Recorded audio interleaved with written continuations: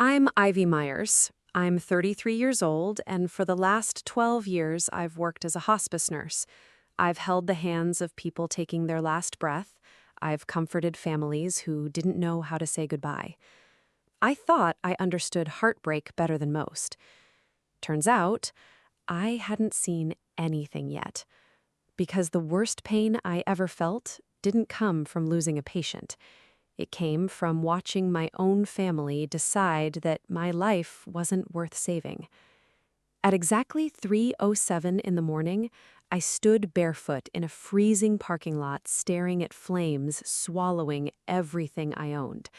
The apartment I'd spent 3 years turning into a home, gone. Every photograph, every piece of furniture I'd bought working overtime, every letter my grandmother had ever written me, everything. The smoke smelled like melted plastic, old wood, and memories that would never exist again. The fire crews were still fighting the flames when I reached for my phone. Like every daughter would, I called my mother. I wasn't asking for money. I wasn't asking for miracles. I just wanted to hear someone tell me I wasn't alone.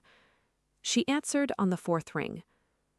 "Ivy, do you have any idea what time it is?" I could barely get the words out. "Mom, my apartment's on fire." Silence. For one tiny second, I thought she was shocked. Then she sighed.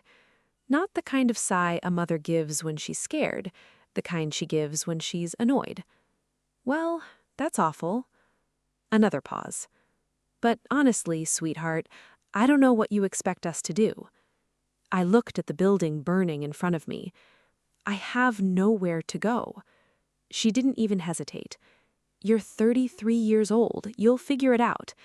Then she said something I'll hear for the rest of my life. "It's really not our problem." Not our problem. 4 words. 4 words that changed everything. Before I could answer, I heard my dad's sleepy voice in the background asking what happened. Mom answered him before answering me. Ivy's apartment burned down. Dad muttered something I couldn't make out. Then Mom lowered her voice. "Ivy, did Nana's paperwork burn too?" I blanked. "What?" "The documents from your grandmother. The house paperwork. The will. Did those burn?" Not, "Are you okay?" Not, "Do you need somewhere to stay?" Not, "We're coming." The first thing my mother cared about was paperwork. I told her I'd call back. I lied. I hung up. Then I stood there watching my apartment burn while something inside me quietly snapped. Not dramatically, not loudly, just permanently. A firefighter walked over and wrapped another blanket around my shoulders. "You got family nearby?" I almost laughed. "Yeah, they just don't know it yet." About 20 minutes later, a man wearing a gray county investigator's jacket introduced himself.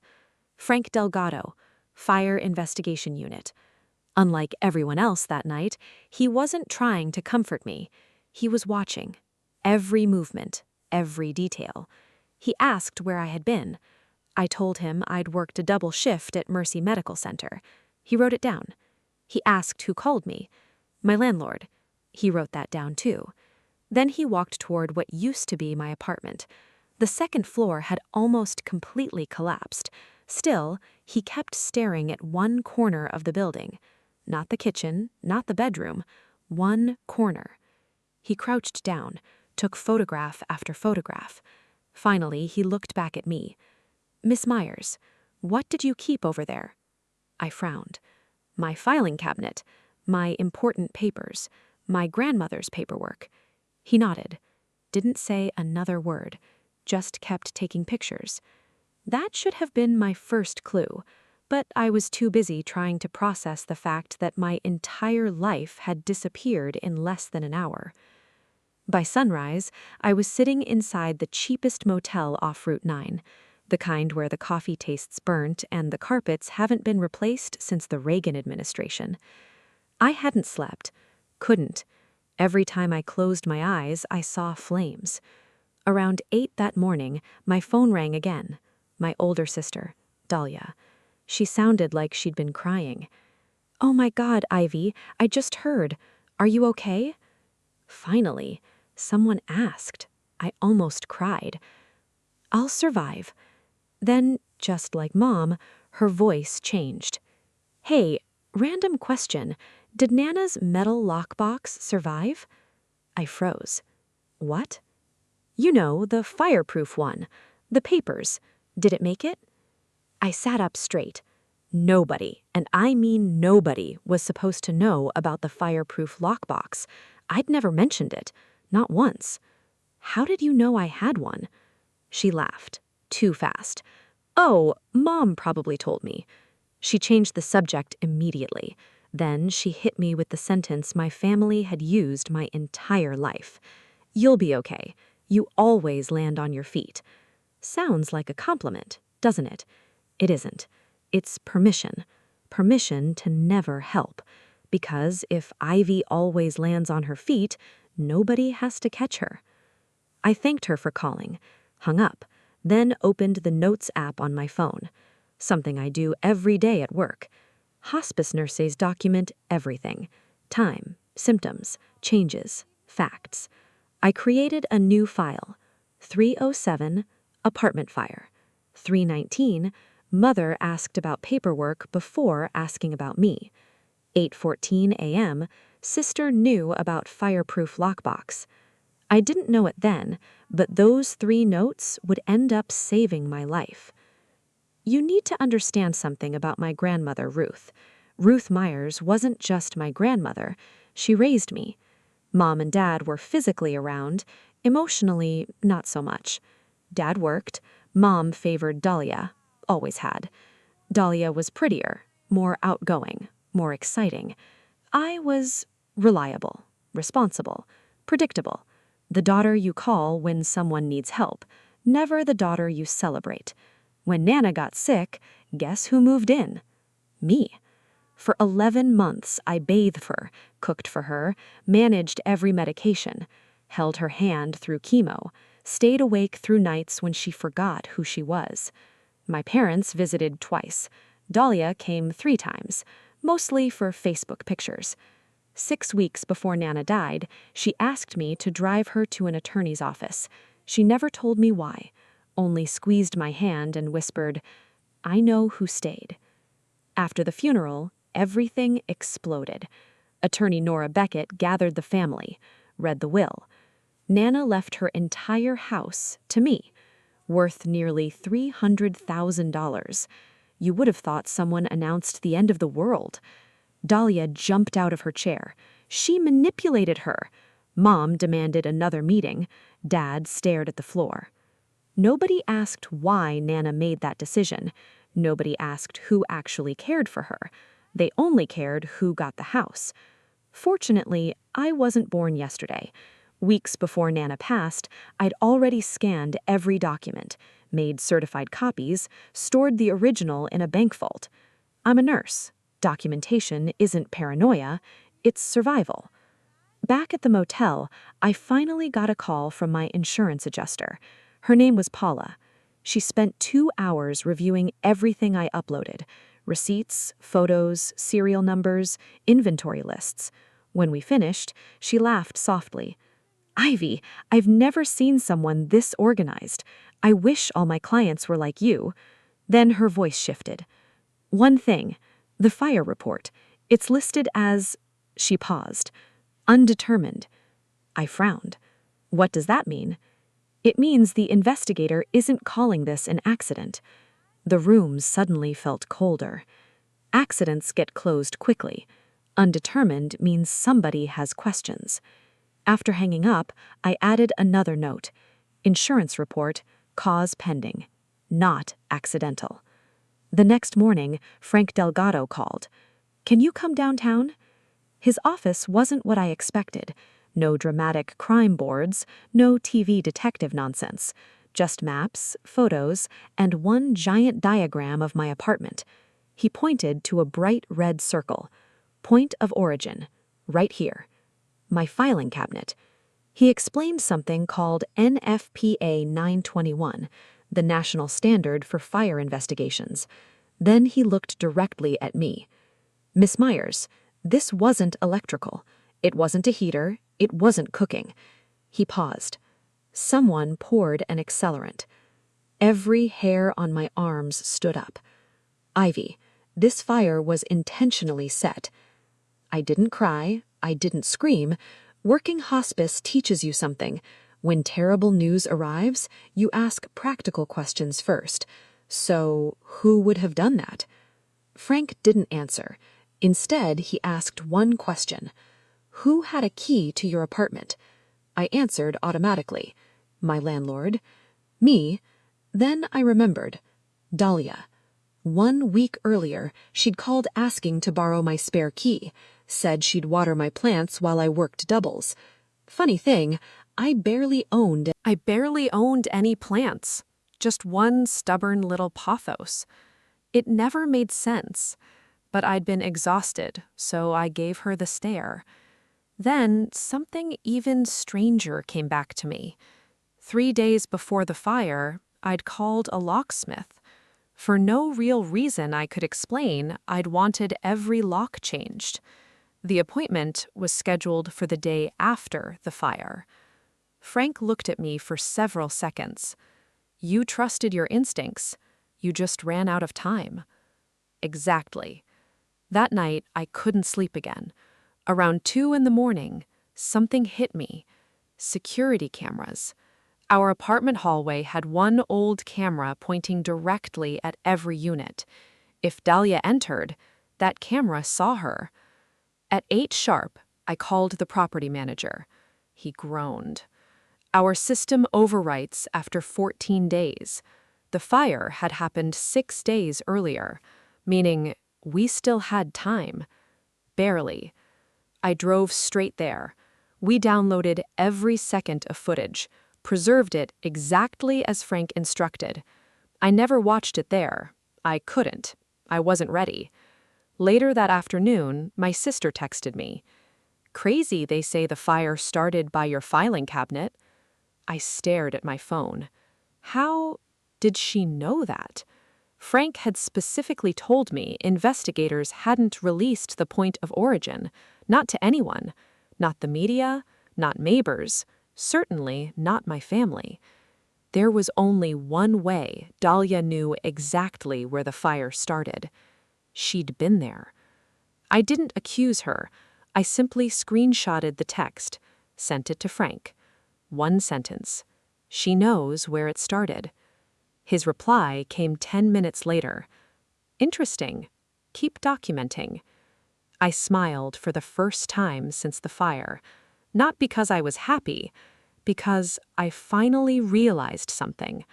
For the first time in my life, someone believed me, and someone else had just started making mistakes. The courtroom went completely silent. Nobody moved. Nobody even seemed to breathe. Dahlia stared at the original will lying on the judge's bench like it had come back from the dead. Her entire plan, every lie, every risk, every single thing she'd done, had just fallen apart in front of everyone. Her attorney leaned toward her, whispering frantically. She didn't even hear him. She couldn't. The judge carefully turned each page before looking over her glasses. The original will is valid. The court recognizes this document. Ownership of the Sycamore property transfers to Ivy Myers as exactly written. The gavel hadn't even fallen yet, and I could already feel 20 pairs of eyes turning toward my sister. For years, I'd been the family disappointment, the quiet one, the dependable one, the one everyone assumed would eventually give in. Not anymore.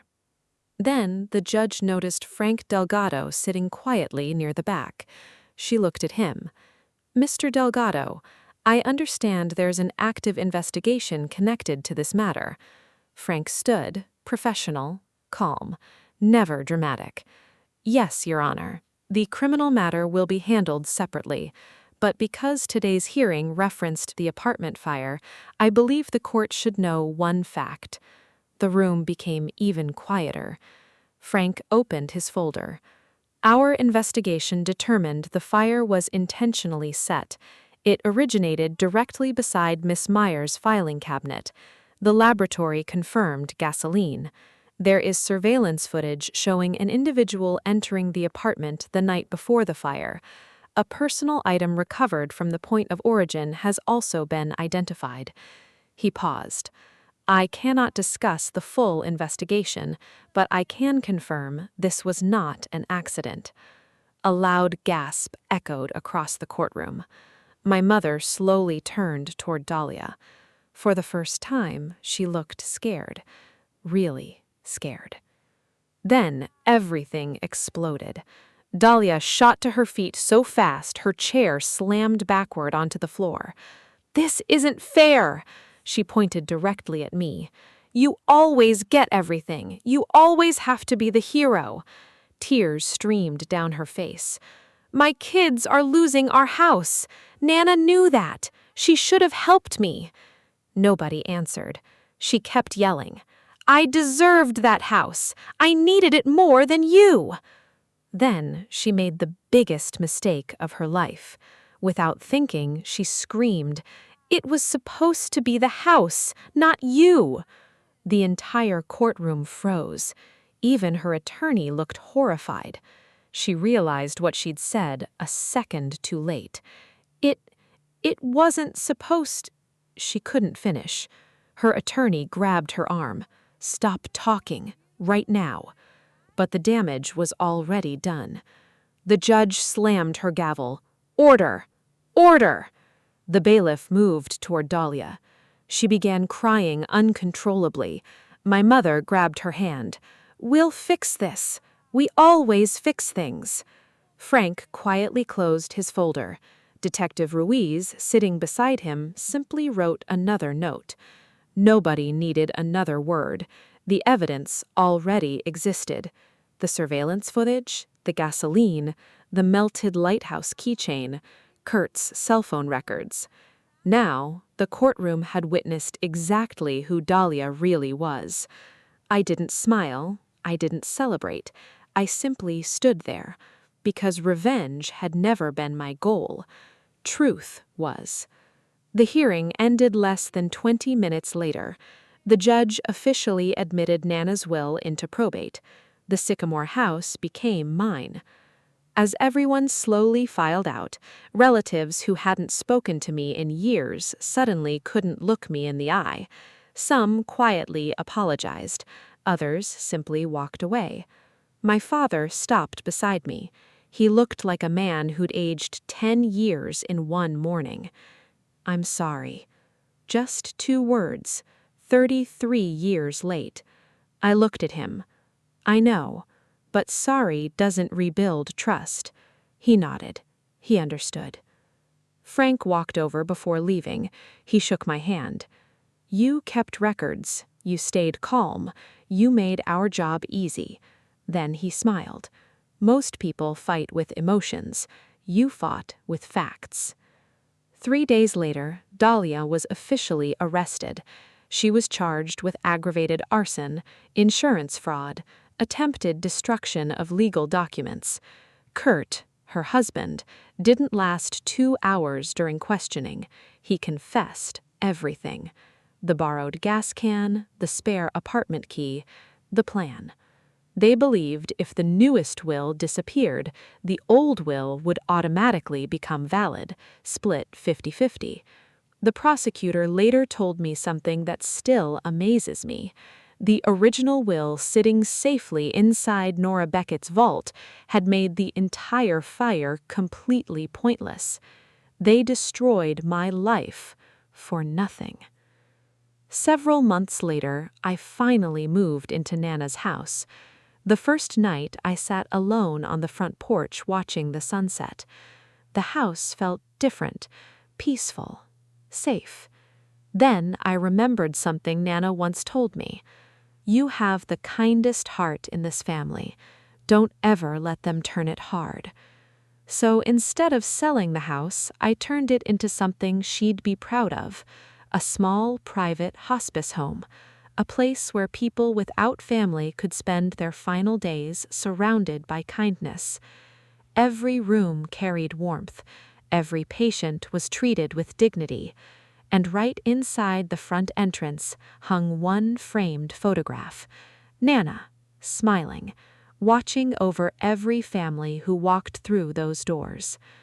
About 6 months later, my parents visited. They stood on the porch awkwardly. Mom looked older, smaller. She quietly asked, "Can we be a family again?" I thought about that question for a long time. Then I answered honestly, "The door isn't locked, but trust gets rebuilt one brick at a time. It doesn't magically come back because we're related." She nodded. For once, she didn't argue. As they started walking away, she stopped, turned around. "You always land on your feet." She smiled weakly. I smiled back. "I do. The difference now, I stopped letting people knock me down first." She looked at me for several seconds, then quietly got into the car. I never saw Dahlia again after her sentencing. People ask me sometimes if I hate her. I don't. Hate is heavy. I've spent enough years carrying things that weren't mine. What I learned from losing everything is that fire reveals the truth. It burns away lies. It burns away masks. It burns away excuses. But it can never destroy integrity. It can never destroy preparation. And it can never destroy a person who refuses to stop standing back up. My apartment turned to ashes. My family fell apart. But my grandmother's love survived. Because real love isn't written on paper. It's written in the choices people make when nobody's watching. And that's something no fire can ever burn away. If there's one lesson I hope you take from my story, it's this: the quietest person in the room is often the strongest. Never mistake kindness for weakness. Never mistake silence for surrender. Because sometimes the people everyone underestimates are the very ones who end up standing when everyone else has fallen. And believe me, justice may take its time, but when it finally arrives, it doesn't need to shout. It simply tells the truth. She wasn't making little mistakes anymore. She was unraveling. And people like Dahlia had one fatal flaw. They thought everyone else was as careless as they were. The next morning, Frank called again. His voice sounded different, calmer, like a man who'd just found another piece of a puzzle. "Ivy, I need you downtown." Again. This time, another person was waiting in the room. Detective Rachel Ruiz. She didn't waste time with small talk. "We've recovered something from the fire."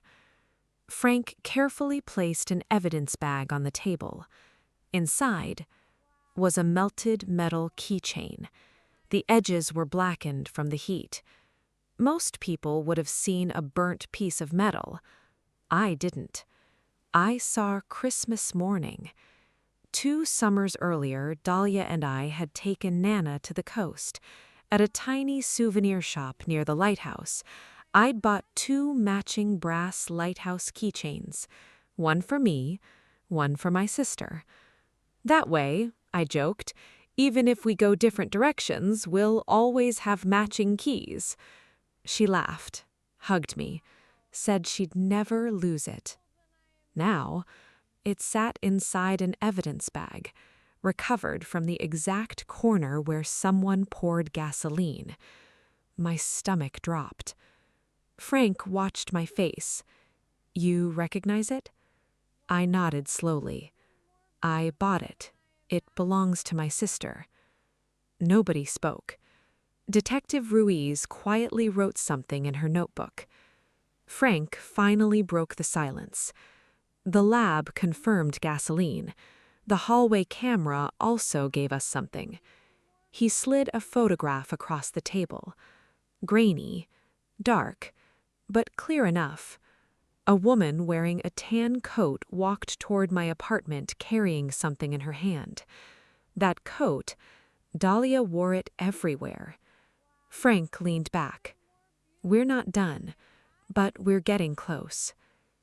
I took a deep breath. For years, my family made me feel like I was crazy, like I imagined favoritism, imagined manipulation, imagined betrayal. Now, facts were replacing feelings, and facts don't lie. That afternoon, my phone exploded, one call after another. Aunts, uncles, cousins, people who hadn't checked on me in years. Every conversation sounded exactly the same. Dahlia says you manipulated Nana. Dahlia says you forged the will. Dahlia says you're trying to destroy the family. I never argued, never defended myself. I simply said, I'll see everyone in court. Nothing more. By then, I understood something. People who spread lies hate being forced into rooms where the truth has paperwork. 3 days before the probate hearing, I met with Nana's attorney, Nora Beckett. She smiled the moment I walked in. I've been expecting you. She opened a thick file. Inside, everything. The original will, certified copies, doctor's evaluation confirming Nana was mentally competent, witness statements, every signature, every notarized page. She looked at me. Ivy, even if your apartment hadn't burned, even if every copy disappeared, I still have one, in my vault. She smiled. Whoever tried destroying this will wasted their time. I actually laughed, for the first time in weeks. Not because anything was funny, but because I realized something. Someone had risked prison for absolutely nothing. The original document had never been anywhere near my apartment. That night, someone knocked on my motel room door. My father. He looked exhausted, older, smaller somehow. He stepped inside, didn't sit immediately, just stared at the floor. Ivy, I know things haven't been perfect. For 1 second, I thought he finally saw me. Then he ruined it. I'm asking you for the family's sake. Don't make tomorrow worse. If you know something, if the investigation involves Dahlia, please keep it quiet. There it was. Not an apology, a request. Protect the family. Again, protect everyone, except me. I looked at my father. I've spent 33 years keeping this family comfortable. I'm done. He closed his eyes, nodded once, then quietly left. No hug, no goodbye, just silence. About an hour later, Frank called. We finished reviewing the hallway footage. It was Dahlia. My heart skipped. And Kurt. Her husband. His cell phone placed him near my apartment that same night. Gas can, camera footage, accelerant, the melted keychain, the lies. Everything was finally lining up. Frank's voice stayed calm. We're preparing charges. Then he asked me something unexpected. When's probate? Next Tuesday. I'll be there. I didn't ask why. I already knew. Some truths deserve witnesses. The morning of the hearing, I arrived early. The courthouse smelled of old wood and stale coffee. Families whispered in the hallway. Lawyers hurried past carrying boxes. Then I saw Donna. She sat alone on a wooden bench holding paperwork, a foreclosure notice. For a brief moment, my heart broke. She wasn't just greedy. She was desperate. She was losing everything. I almost walked over, almost said, "We can fix this." Then she looked up, saw me, and every ounce of softness vanished.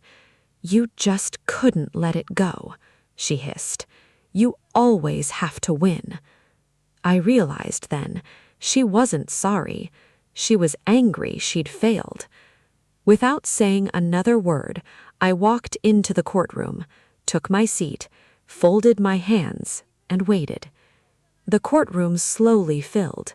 My mother sat beside Dahlia, confident, certain.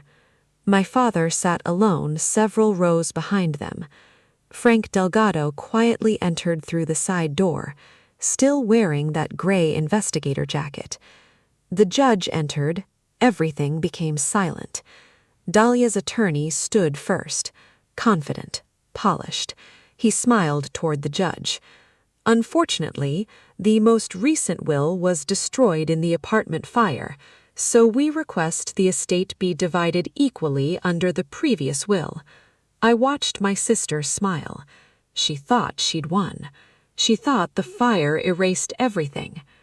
The judge adjusted her glasses. "Does anyone possess the original will?" Nora stood up. "Yes, Your Honor. I do." Every head turned. Nora calmly placed the original document before the judge. Perfect condition, raised seal, original signatures, doctor's consent, witness affidavits, everything. Dahlia's smile disappeared instantly. Color drained from her face. Her lawyer stopped talking. The judge slowly nodded. "This appears to be the valid original will." Then Nora quietly added, "My office maintained it in secure storage. It was never inside Miss Meyer's apartment." Across the courtroom, my mother looked like she'd seen a ghost. Dahlia just stared, unable to breathe, unable to speak. Because in that exact moment, she realized she'd burned down my apartment for absolutely nothing.